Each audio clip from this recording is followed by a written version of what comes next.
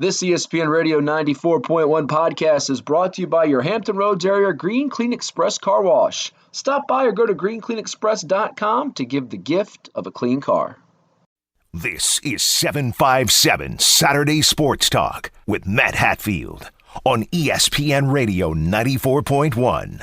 It is 757 Saturday Sports Talk here on this 23rd day of April, the year 2022. Matt Hatfield here with you, AJ Risser, other side of the glass, and we're pleased to be joined by a special guest. He, a defensive lineman out of Frank W. Cox High School in Virginia Beach. He's got a football camp coming up for the kids next week, which he'll talk about as well, give you all the details and info. But at Cox High School in Virginia Beach, first team All-State in 2016, 50 tackles, 17 for loss, 3 passes defended. That's all. You could have got like 8 of those. 2 forced fumbles, a few fumble recoveries, was a U.S. Army All-American, and then went on to play at Clemson, won a national championship, I believe it was his sophomore year, and then finished up after he graduated with the degree at Clemson in communication. Played for the Hokies of Virginia Tech. His numbers there with the Hokies and the Tigers, 73 stops, 12 for loss, actually almost 13 for loss, 12.5, 5.5 sacks over 4 seasons. Now getting ready for the 2022 NFL Draft. Hopes to hear his name called. Jordan Williams with us. How you been? I've been doing good, man. You know, just taking the process in, just day by day, week by week, just enjoying all of it. Well, it's good to see you, and your pop's here as well, Ray, who's one of the best photographers in the nation, by the way. I'm not saying it because he takes pictures for Virginia Preps. I said it before he took pictures for us. And I'm going to show you real quick. AJ will see this later during break.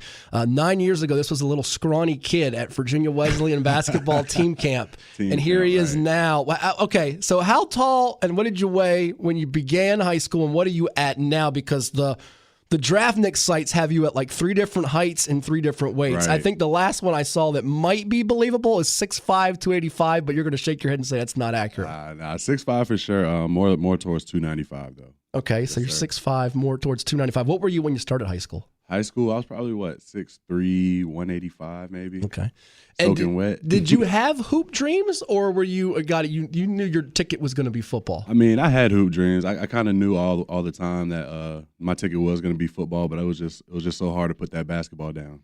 How hard is it for you to believe that the draft is now less than a week away, and whether you get picked first or you don't get picked, you get picked as the Mr. or irrelevant, your life's going to change in so many different ways. Right, and I feel like you just mentioned, like my life just is about to change, and for me it's super exciting for me and my family, and just all the support they've given me has just been huge for me. You know, they stuck through me through everything, and for me, like this is the best way I can repay them. There's probably a point where every pro, be it whether you're a guy that plays baseball or basketball or football, you feel like, you know what, I can be a pro, whether you think it or you know it. When did that come for you, either both points, the thinking it or knowing it, that, all right, I can do this one day and get paid? For me, it would definitely have to be towards the end of my career at Clemson, going into my last year at Virginia Tech. Like, obviously I was draft eligible and things like that, but for me personally, I just knew that I put together enough film, enough stats, enough things that NFL coaches and scouts would grab their attention. So for me, I feel like around that time frame is when it kind of hit me that this is what I've been working for my whole life. It's funny, I was speaking with another high school head coach in the area this week and mentioned you were coming on the show, and he said, you know, it's funny, he's gone through this with some of his athletes that he's had, guys that have gone on professionally. He's like, you're no longer a student athlete. Right. I don't know why I've been doing this a long time, and it did register me like that. That's so true. You're an athlete, and it goes from something you enjoy, everyday activity, hobby, to your profession.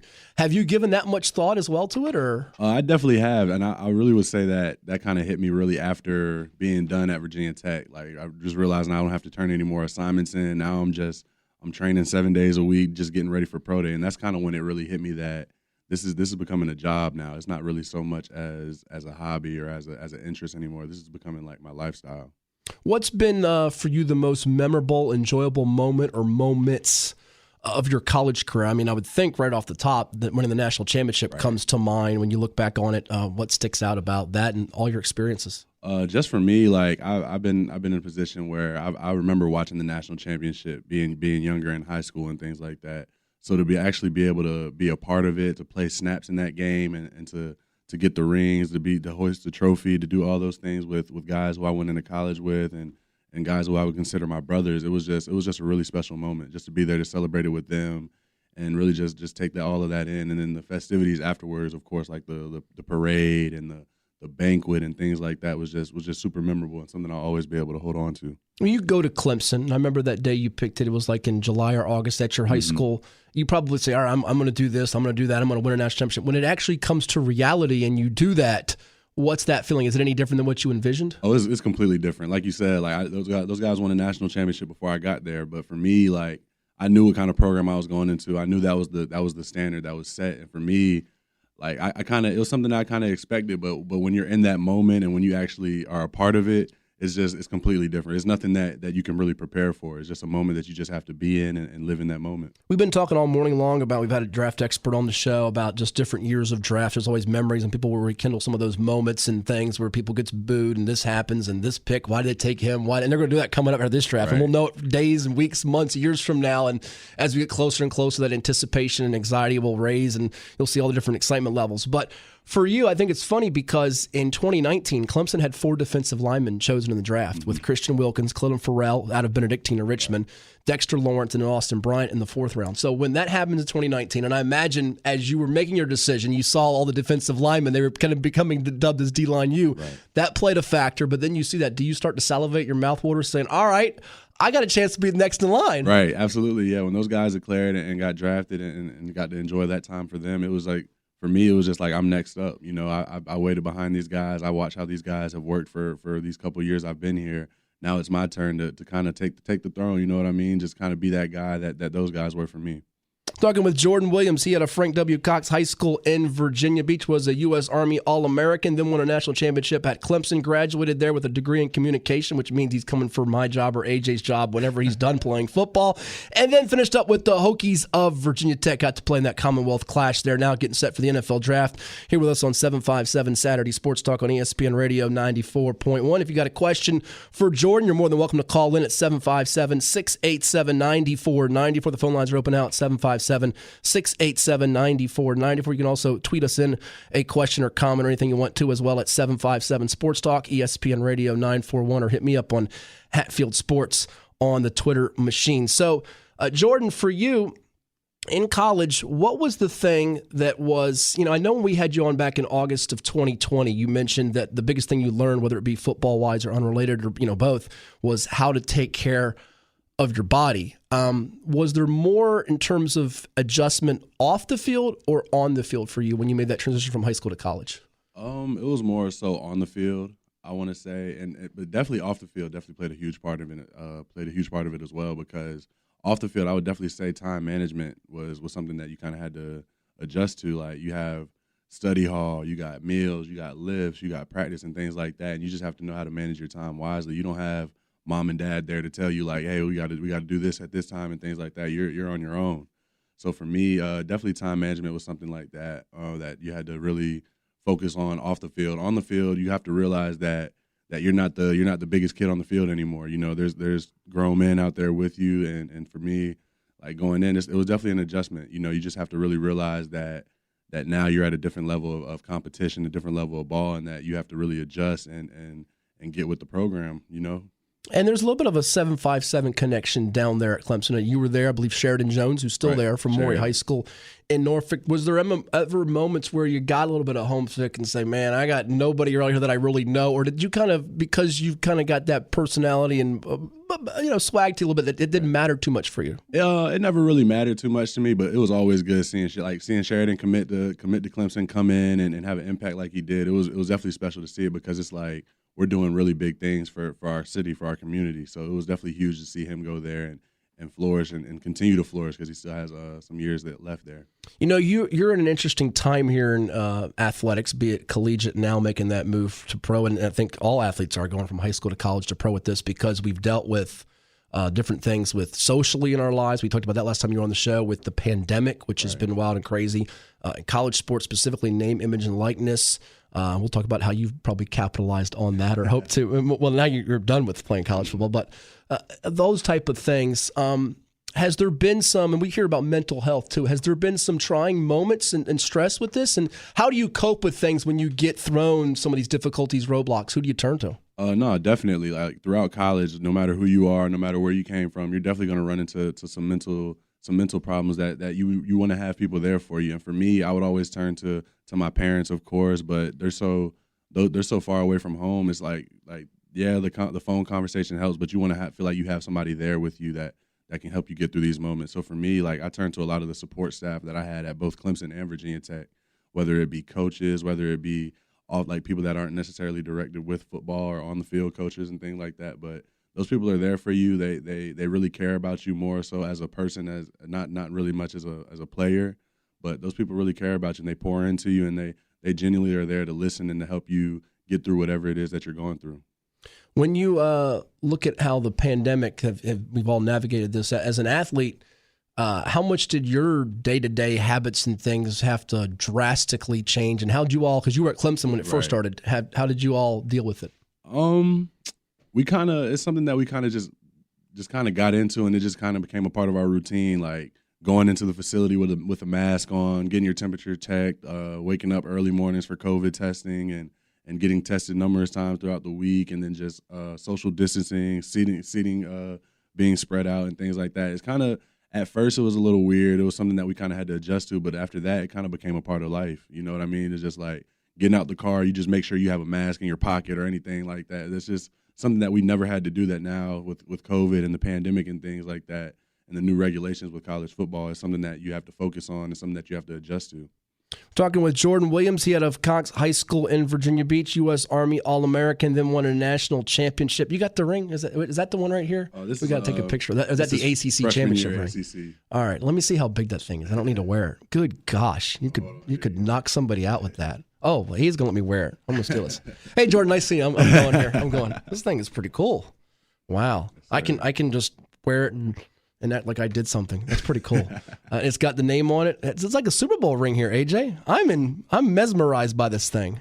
You can have that one. I want the other one. You want the other? Okay, that's what you want. But yeah, if you want to give us a call and talk to Jordan, 757-687-9494. You can hit us up on Twitter too at 757 Sports Talk, and we're going to put Jordan's sports knowledge to the test with fact or fiction. If he does well with this game and like sweeps Ed Young, which is what I'm hoping for, we'll just send this to every NFL team. Maybe his draft stock will go up. If it doesn't happen, we'll delete the tape. It never occurred. But give us a shout if you like at 757-687-9494 right here on 757 Saturday Sports Talk. Your local connection to our stars, our athletes, our coaches, and teams and more. ESPN Radio 94.1. This is 757 Saturday Sports Talk with Matt Hatfield on ESPN Radio 94.1. All right, we're getting your questions, 757 Sports Talk on Twitter, and call in at 757-687-9494. Sandy wants to know Jordan Williams' favorite NFL team. What's your favorite NFL team? So who are you hoping? Been a Redskins, Commanders now, but I've always been a Redskins fan. So you're hoping to go not too far, play for Washington. AJ's in there giving me an eye. It's the wrong team on the Beltway. He's a Baltimore Ravens fan, where he's wearing his Orioles stuff. But again, you can connect with us. Hit us up, 757-687-9494, and also on our Twitter page at 757 Sports Talk. We'll get to them when we get a chance here throughout the program here this morning on ESPN Radio 94.1. Jordan Williams out of Cox High School in Virginia Beach. He won a national title, ACC titles at Clemson, and also played for the Hokies of Virginia Tech, now getting ready for the NFL draft and his journey to pro football. Jordan, as you look back at, you make the move there, you graduate from Clemson, and you move to Virginia Tech. Take us through that decision-making process, and hard for you, easy for you? What led you to it? It was super stressful. I mean, by the time I finished up my season at Clemson that year, we finished it around January, lost to Ohio State in the Sugar Bowl. But after that, I really had a short turnaround for when I had to decide to, one, I had to put my name into the transfer portal and then decide of which school to go to. And for me, my transfer portal process was super hectic. I think I got more offers when I went into the transfer portal than I did coming out of high school. But going into that process, you kind of know what to expect now. Like, you've been in college for some years now. You kind of know like what to look for, what questions to ask, as opposed to being a young 17-year-old kid. You're just trying to take everything in. You're so wild and amazed by the visuals of everything. But now being a older guy, going into the transfer portal, being a recruiter again, you kind of know which questions to ask and what things to look for. But ultimately, I would say it was stressful, but I feel like it worked out the way it needed to. You know, I went to look into a program that I can go there for a year and have a different role and play a lot more snaps and have a lot of success and be in a position to make plays. And I feel like I did everything that I wanted to do by going to Virginia Tech. See, now I'm going to become the hard guy to ask the really tough, mean questions, because in high school, college, you know me as, Hatfield's cool. Now he's going to be the guys got to deal with the pros that are jerks here. So I have to bring up to you, because this has been brought up to me. Your Twitter has the background, not to try to stir up controversy, but you have it now in the background where Dabo Swinney, who I know you had a great affinity for when you were there, no player who was transferred out of the Clemson program on their own accord since Dabo Swinney became head coach has gone on to play in an NFL game. What made you do that? Was it just kind of some motivation? It's motivation. I mean, just reading that, looking at it.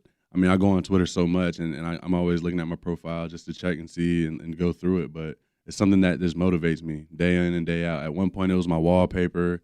But that's just something that kind of keeps me going when the workout gets too hard, when I'm out there and I'm feeling tired during a long play drive. That's what I kind of refer back to, and that's kind of what pushed me and continues to push me until I finally make it. It's interesting because when you're in high school at Cox, you're a ranked guy, and there's a lot of players that have, nowadays, you can see it in college, the transfers and move. What would you tell youngsters out there? Because you could have easily bolted out the door from your high school to a lot of places that are highly touted stars are going to this blank school or this academy. And how do you reflect back on it? Would it have changed your journey of recruitment in any ways? And how do you view it? For me personally, I feel like my parents always told me hard work never goes unnoticed. So I feel like it doesn't really matter what school you're at, what program you play for, who your head coach is, how many offers you have. If you're putting in the work, if you're grinding on and off the field in the classroom, the coaches are going to come find you. And if you're putting it on film, they're going to come find you. You don't have to go and necessarily transfer to a school and find them. As you look back at the transition from Clemson to Virginia Tech and getting on the field, more reps this year, I think you ended up starting, was it probably double the amount of games with the Hokies this past year? Then Clemson, did the season kind of go as expected? I know there was some twists and turns throughout the way, but how do you look back on it and evaluate it? For me, I feel like it all happened for a reason. Just my whole career at Virginia Tech was just a lot. A lot went on. I lost my first time losing a head coach in my whole college career, having to deal with that. But I mean, the group of guys I was around, the other coaches I was with, I feel like I wouldn't want to do it with a better with another group of guys. Those guys kind of handled it well. We all kind of felt the same things, but we knew that the leaders on the team, the older guys, the seniors, the veterans, we had to keep those younger guys locked in and engaged, because ultimately we still had games to play when we did lose our head coach. And I mean, ultimately we didn't have the season that we expected to have, but that group of guys is a group of guys I'll go into battle with any day. All right, now here's the scouting report eval I'm going to read to you. I mentioned to you during break, I did this with Jalen Holmes a few years back from Lake Taylor High School, and he's played in the NFL, got some sacks with the Minnesota Vikings. I think he's now with the New Orleans Saints. And I'm curious to see your reaction to it. In fact, this is actually the eval, and there's all different magazines, experts. Everybody's got an eval. You can actually just become a guy and not even be reputable and get one nowadays. But anyways, Shane Hallam, who we just had on from Draft Countdown, here's what he says about Jordan Williams, his number 28 ranked defensive lineman. Tall with long arms, hustles in his pass rush, nice moments of penetration, hurries, functional strength, doesn't hold up against run blocking, loses ground easily, rarely fills gaps cleanly. So there's some good, there's some bad. It's like the Clint Eastwood movie, good, bad, and the ugly, whatever. But what's your reaction to that? How would you counter, or is he on point? He's definitely on point. There's a lot of things I've been reading on a lot of different draft reports. But for me, those are the things I continue to work on. I like hearing those things. I like reading those things. I like looking at them, because ultimately, before I even read them, I kind of already know that those are kind of my weaknesses. But being able to read it, being able to see it, and being able to know that other people notice it as your weaknesses is something that motivates me to work on it constantly. Whenever I'm working out, whenever I'm on the field, whenever I'm in practice, whenever I'm doing anything like that, those are the things that I'm working on. You were not at the Combine, correct? Right. But you did have a pro day at Virginia Tech. Correct. Tell us how you felt that went and the feedback you gained from it. Oh, the pro day was a great experience. I mean, I expected to have a lot more nerves than I did, but like ultimately when you get out there, it's really just you versus yourself. I mean, ultimately all those scouts are out there watching your every move, taking notes and writing things down, but ultimately you're out there competing against yourself, and you're going to go out there and you want to put out your best showing. You want to show everything that you have, and you really don't want to leave anything out there, because that's the impression that the scouts are going to have on you until the draft. You know what I mean? What's the best advice you've gotten throughout this whole process? And if you can allow us to know, from whom have you sort of solicited advice or received it from? I feel like I've heard this from a lot of people throughout my college career, but ultimately, like when you go to college, the stars, the rankings, the how the All-American, like you mentioned, none of that matters when you get there. Ultimately, when you get there, all of you guys are the same. You're the same person. But what are you going to do? And ultimately, everybody is still there everybody's trying to accomplish the same things. You know, everybody wants to play in the league. Everybody wants to be the starter. Everybody wants to be that guy. But it's what are you going to do to separate yourself? And for me, like that's just something that always stuck with me. Like, I'm not happy about playing time. I'm not happy about whatever. What am I going to do to separate myself from the guys that are getting the things that I want? You know what I mean? For me, that's just something that I constantly remind myself with. You get any crazy questions from NFL people or somebody like that didn't see that coming, like totally floored you? Not necessarily crazy questions, but what I will say is that these NFL scouts, they know a lot more about you than you think. They know everything about you down. So was there something that really like made you say, "Well, dang, how did he know that?" Not necessarily one thing in particular, but I know I talked to one scout. I can't really remember the team, but he basically was just asking me about. He knew which games I missed. He knew my injury history. I think he knew about like things about I did at practice when I was at a certain school. But like for me, that was just kind of like breathtaking because it's like anything that you do in the dark was going to come to light. And these NFL scouts, they're going to ask you about it. They want to know about it, and they're not going to hold back. They want to get the answers that they want. They want to know what kind of guy they're drafting. So I know I've heard some stories of guys getting asked questions about things that they had no idea scouts knew about. Right. But for me, like just hearing how the scout just kind of broke down, like, oh, why'd you miss this game? I heard you were out for this game. You didn't practice this day, like things like that. And it's just kind of like you just never know. You know what I mean? Like you never want to put yourself in a position to have a scout to ask you any question that kind of like puts you in a bad position. Well, it's interesting because when you go through the process of picking out a school, you can, like you mentioned, you know what questions that you can find out, especially when you go from Clemson to Virginia Tech. Now you're not asking those guys those questions, but I want to get back to something in regards to what you would tell a team in a moment. But before I get to that, let's backtrack a little bit to the name, image, and likeness and those type of things. So it's a different era now. Right. All these athletes go to school. You guys, it used to be, man, if you got like even someone gave you a quarter or a gift card, you'd be like, no, you can't do that now with the way some of these guys grew up.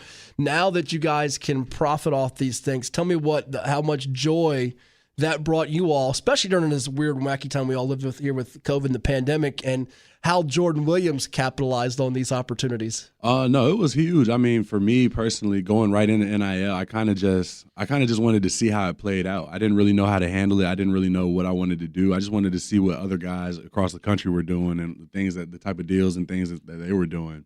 So for me, I kind of just laid low for a little bit. But one thing that I was real huge on with NIL is I wanted to start my own merchandise. And I do actually have it, Jordan Williams apparel, that in my Instagram and Twitter bio and things like that. But for me, that was something that I wanted to harp on huge, and I did. And I had my success with it. I'm going to continue to grow it and build my brand as far as that goes. But that kind of led me into getting some sponsorships with different companies like Boost Mobile, Rips, Walmart, Durex, just different like companies like that kind of just reached out and to just actually be a part of getting paid to post and do things like that and to talk on social media and promote brands and things like that I'm a fan of. It was just kind of huge, you know what I mean? And nobody in college, no college athlete in the country is going to tell you that they're against making a little extra money. You know what I mean? Yeah, that's for sure. 757-687-9494. Got a few more minutes here to hop in here with Jordan Williams. He out of Cox High School in Virginia Beach. That's 757-687-9494. You can also hit us up on Twitter at 757 Sports Talk. Frank wants to know, Hokie Frank,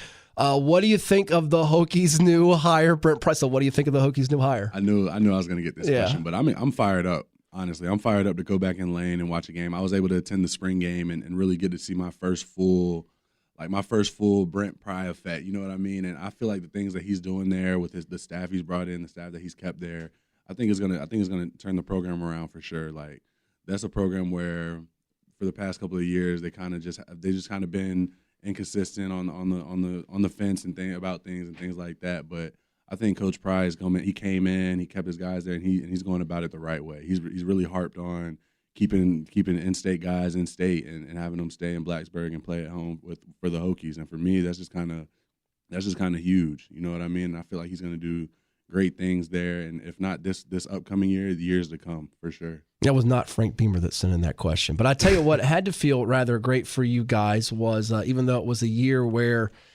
ups and downs, you don't have Justin Fuente as the coach, but on November 27th, you did beat the rival in the UVA 29-24. Was that probably the most electric game moment of the year for you all, given all that transpired throughout what happened? Or definitely between that moment and game one, UNC sold out in Lane Stadium. That was my first ever experience, Virginia Tech game experience ever. Throughout high school, I didn't get to take a visit and go see any games, but for that to be my first game and for me to be able to make a play like I did in that game, and it was just huge. That's one of the moments that I'll also never forget up there with the national championship.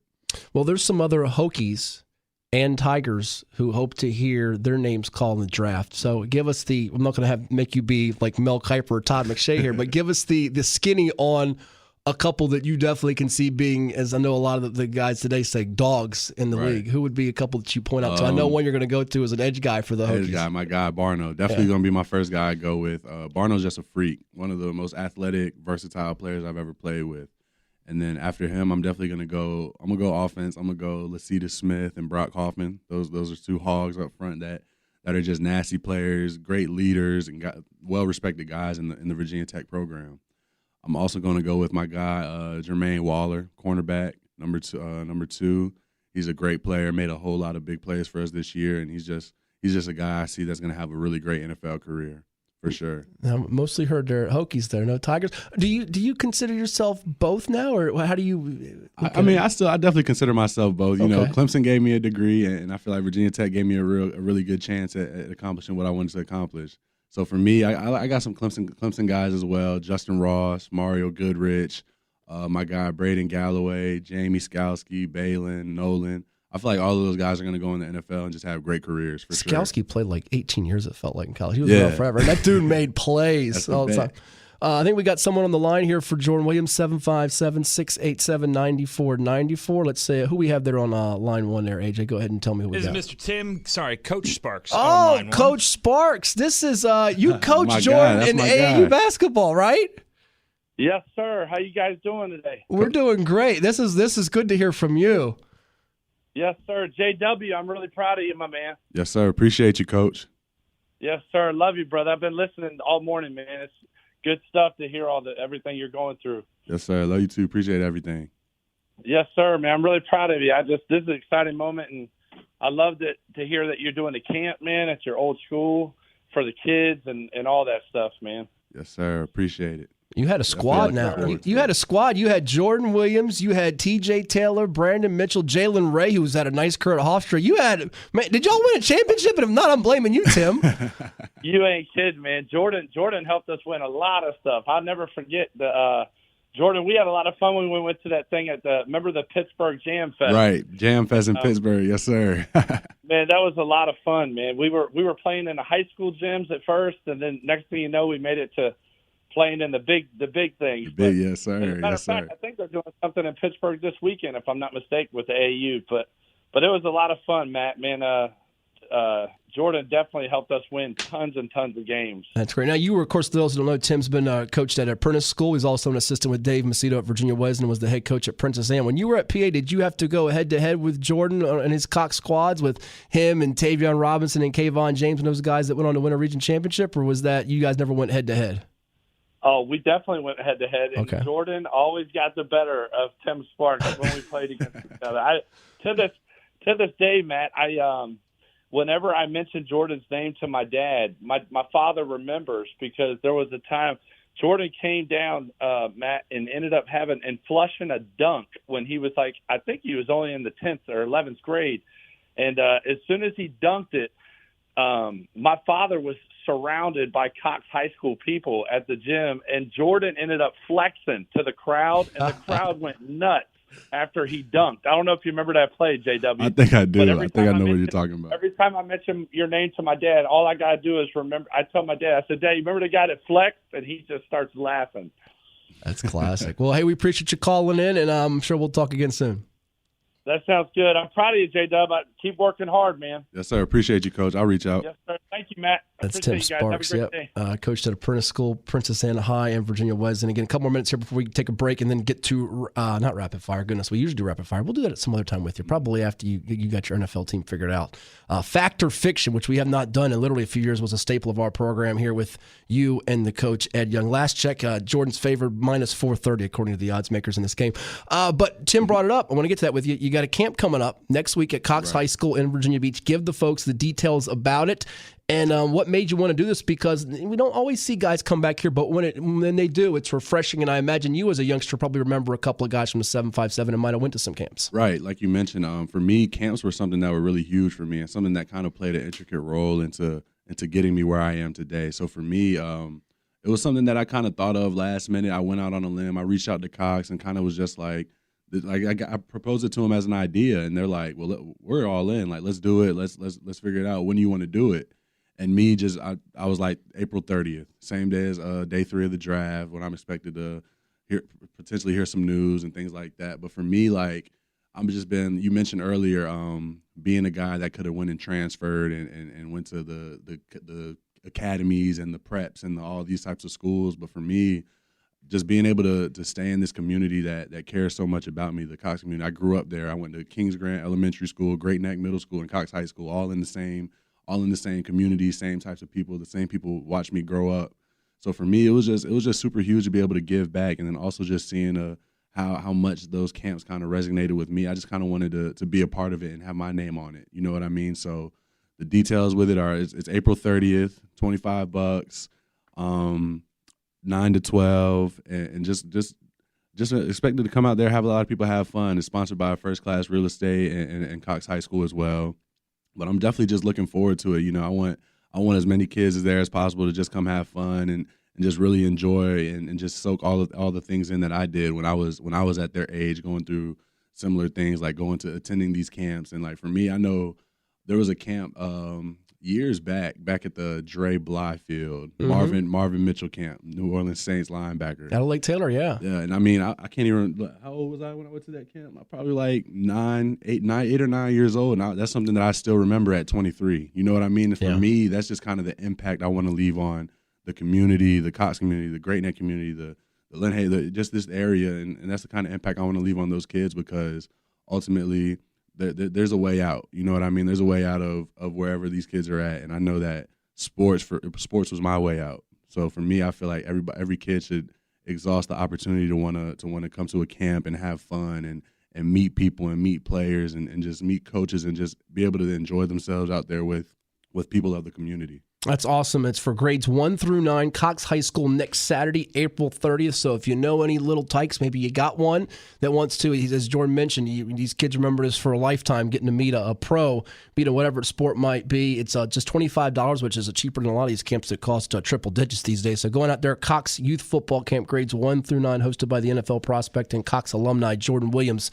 Out of Virginia Tech. Also expecting some appearances from some college teammates, but cool. I'm not going to release that yet. So I'm going to keep it a little secret coming out there. All right, good deal. And I tell you what, Cox has had some guys go on to do some great things. We think of Ross Burbank, who played in the NFL, lineman. We might see Tavion Robinson get a chance to hear his name called eventually. He just played for the Hokies and now with Kentucky in the SEC. We got one more call we'll squeeze in here. I think it's 757-687-9494. Before we get to that, though, I mentioned to you, this is your chance, and whether you get picked, you're not getting picked first overall. I hate to break it to you, but you get picked in the first round, the seventh round, or anywhere. What would you tell the team, or even undrafted, get signed as a free agent? What would you tell the team why they should bring Jordan Williams to their organization? Because they're going to get a guy that's going to ultimately add on to the culture, that's going to add on to the locker room, and just a guy that's going to want to be held accountable, and a guy that's going to hold others accountable as well. And for me, I'm just going to come in. I'm going to show up every day. I'm going to be me, and I'm going to work hard each and every day. I'm a guy that takes coaching well. I'm a guy that brings others up with me. You know what I mean? That's just the type of character, the type of person that I am, and it's the type of guy I want to be for whatever team drafts me. Awesome. One more call here for Jordan Williams out of Cox High in Virginia Beach, played for the Hokies of Virginia Tech and the Tigers of Clemson. We go to Keith in Claremont. Good morning, Keith. You're on with Jordan Williams, the future NFL D lineman. Hey, good morning, Jordan Williams. How you doing? I'm doing fine. Like I said, I heard a while ago, you might be one of the top defensive linemen coming out the draft this week. I hope whoever team gets you, you're gonna be ready. They're gonna be ready for you. Yes, sir. Thank you so much. What's your team, Keith? The Dallas Cowboys. Oh, that's unfortunate. That's unfortunate, Keith. That's unfortunate, Mr. Keith. He'd rather be playing against your team, Keith, and then you'll be calling in and saying, I don't like Jordan Williams anymore when he sacks Mr. Prescott. So there you have it. Anything else you got, Keith? I know. Are you nervous for Thursday night? Oh, I'm definitely nervous, but I'm feeling more blessed than anything. Yes, I'm be rooting for you. No, you're not. You're a Dallas fan. If he goes to Washington, you're gonna be rooting against him. Yeah, if they don't play. If they don't play Dallas, okay, that's it. Local guys. There you go. Yes, sir. Thank you so much for calling in, Mr. Keith. God bless you. Thank you, Keith. Appreciate the call. All right, we're going to come back and have fact or fiction. Jordan Williams, he's a smart guy and going to put his knowledge to the test against Ed Young. This should be a piece of cake. It's coming up next on ESPN Radio 94.1.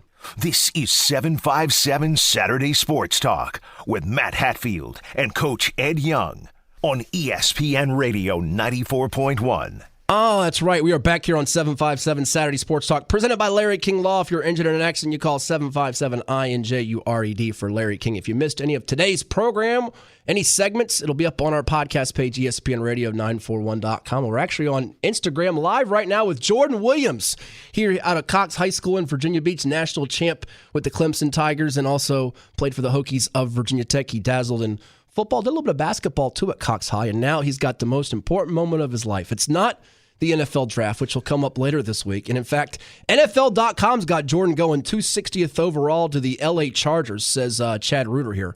But it's playing Ed Young of Nansemond River High School in Fact or Fiction, where Ed all-time is 8-24-7 in this game. That's 8 wins, 24 losses, 7 ties. Good morning, Ed.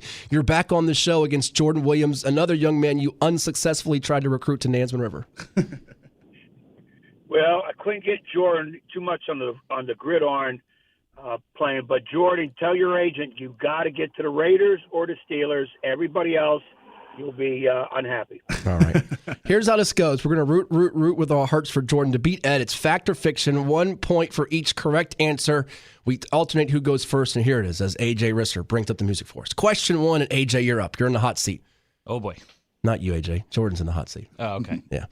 In 1985, Jordan, Booker T. Washington High alum and Virginia Tech Hokie standout Bruce Smith out of Norfolk was chosen first overall by the Buffalo Bills. Bruce is the last ACC defensive lineman to be selected first overall in the NFL draft. Jordan, is that a fact or is that fiction? And you can use your dad as a help for you here. We'll let him give you a nod or no. Ed's probably Googling during this whole process, so we got to give you some chance to help here. I think I'm going to go fact there. He's going to go fact. All right. Jordan Williams says it's a fact, Ed, that Booker T. alum and Virginia Tech Hokies great Bruce Smith was chosen first by the Bills in 85, and he's the last ACC D lineman to be taken first in the draft. Do you agree it's a fact, or do you think it's fiction? You mean number 1 overall? That would be first overall. You got it. This is how he stalls and looks it up, Jordan. This is what he does. That's what he's doing. Yeah. That's what it sounds like. He just asks questions to prolong this game that should be a short, easy, fun game. I can't look it up right now. Give us an answer. Stop stalling. I said fact. It's fact. Okay. Well, AJ, they both said fact. Unfortunately, Jordan was wrong, but the good thing is Ed agreed, so he doesn't beat him here to get up 1. So they're both over. Fiction, NC State's Mario Williams, Super Mario, chosen first by the Texans in 2006, just ahead of Reggie Bush, which surprised some people. So we're still deadlocked. Nothing, and Ed's up first for question 2. Coach Young, you have to go all the way back to 2011 to find the last time that there wasn't either a player from Clemson or Virginia Tech taken in the first round of the NFL draft. Is that a fact or is that fiction? 2011, last Clemson or Virginia Tech first round. That there wasn't one. That is a fact. All right, Ed says fact. Jordan, do you agree with Coach Young that you have to go all the way back to 2011, 11 years ago, to find the last time that there wasn't either a Tech or a Clemson guy taken in the first round? I think I'm going to go. So you said there wasn't. I'm gonna pull an Ed trick here. So you said repeat that one more time. The last time that there wasn't a guy from Clemson or Virginia Tech chosen in the first round was 2011, 11 years ago. Ed says that is a true statement. Do you agree with him, or do you think it is a false statement? I'm going to agree with them. All right. They agree that it's fact. And AJ, keep track from your narrative. They both get a point. It is correct. 2011 was the last time there was not. So we're deadlocked at 1 here for question 3. It gets interesting. And Jordan, you're up first here. We go to basketball. Okay. 2019, the LA Clippers completed the greatest comeback in playoff history. There's been a lot of them this week. They erased a 31-point deficit with 7:31 to go in the third quarter to stun the 2-time defending champion Golden State Warriors at Oracle Arena. Of the 10 starters in that game, 5 on each team, exactly half of them, which is 5, are playing for different teams in these NBA playoffs here 3 years later. Is that a fact or is that fiction? At least 5 of them. Of the 10 starters in that game between the Warriors and Clippers, which had the greatest comeback, are now playing for different NBA playoff teams. That's a fact. All right, Jordan says it's a fact. Ed, do you agree that 2019 Clippers Warriors biggest comeback ever, half the starters in that game from a 31-point deficit that LA erased, half of them, 5, are now playing for different teams in these NBA playoffs? You agree with Jordan it's a fact, or do you say fiction? I'm going to say fact because I could think of 3 that are gone. I just got to hope there's 2 more. So you're going to go fact. Is that your final answer, as Regis, the late, great Regis Philbin says? They both get a point, AJ. It's a fact. Danilo Gallinari with the Hawks, Kevin Durant with the Nets, Boogie Cousins with the Nuggets, Landry Shamet with the Suns, Pat Beverly with the Wolves. So it's 2-2 going to question 4, and Ed, you're up first. Per 4seasonsfootball.com, Ed, Cox High has played 5 overtime games in its history, losing each one of them. Is that a fact or is that fiction? Oh, man. That's an unfair question. Jordan knows the answer. It's not an unfair question. You're trying to look it up on 4 Seasons. He's already hitting the URL incorrect here. Fact or fiction? We're pressed for time here. For the 24th time, I'm going to have to play under protest because that's the way it is. That is fiction. He's going to go fiction, Jordan. Per 4seasonsfootball.com, Cox High has played 5 overtime games in its history, losing each one of them. Do you agree with Ed it's false, or do you say it's a fact? See, I don't even really remember the last overtime game I played in. You might not have had one. I don't think I did, so I really don't even have a good answer here. I'm going to go... means Cox has never won an overtime game, ever. No. I'm going to go with fiction. All right. They both go fiction. AJ, give them a point. It is a fiction. They're actually 1-5 all time. They won their first ever one in 1988, beating PA 41-35. That was before you were born. Yeah, way before. Last one before the bonus question. We're going to go about a minute over, but we'll survive it. The bosses will fire me, and I won't be on next week. But anyway, the last one before the 2-point bonus question, because we might have a tiebreaker here. And what are we, 4-4, AJ, or 3-3? I think we're 3-3 right now on the points. It is 3-3. All right. And Jordan, you're up first. Fact or fiction, no team has ever gone from the first overall pick in the NFL draft to a Super Bowl win in the same season. Is that a fact or is that fiction? That's a fact. Jordan says it's a fact. Ed, do you agree or disagree? No team has ever gone from the first overall pick to a Super Bowl win in the same season. That's a fact. It is a fact. So we're tied at 4-4. They've been playing pretty good here. This is a good game. Here's the bonus. And Ed's got to go first because if I let you go first, he's going to cheat and try to just copy you so he can't lose. So Edward Young, for the game or the tie or the loss, the New Orleans Saints and the Baltimore Ravens are the only NFL franchises that never had the first overall pick in the draft. Is that a fact or is that fiction? For all the marbles. That's fiction. Ed Young says it's fiction. Jordan, the New Orleans Saints and the Baltimore Ravens are the only NFL franchises that have never had the first overall pick in the draft. Is that a fact or is that fiction? I'm gonna make things interesting just because I'm really not sure. Ed gave fiction. Ed gave fiction. I'm gonna go fact. This is for all of it. Oh, Jordan. No! I heard him say fiction. You heard him say fiction? No! Ed Young wins the game! No! This is not supposed to happen! This is not supposed to happen. I'm going to cry on live radio. The only teams never to have the first overall pick, the Ravens are one, the Broncos and the Seahawks are the others. So Ed wins the game. I still think he cheated, AJ. Well, congratulations, Ed. That's all right. That just means he'll sack your Raiders quarterback or your Steelers quarterback when he gets to the league. Jordan, thank you so much. It was a real pleasure. All the best to you and your family. We'll definitely keep in touch. Yes, sir. Thank you so much for having me. That is Jordan Williams of Cox High School with us here. Yes, sir. Clemson High and Clemson University, not Clemson High, and Virginia Tech with us here on the program. That's going to do it for AJ Risser, Jordan Williams, everybody. We'll talk to you next Saturday on ESPN Radio 94.1.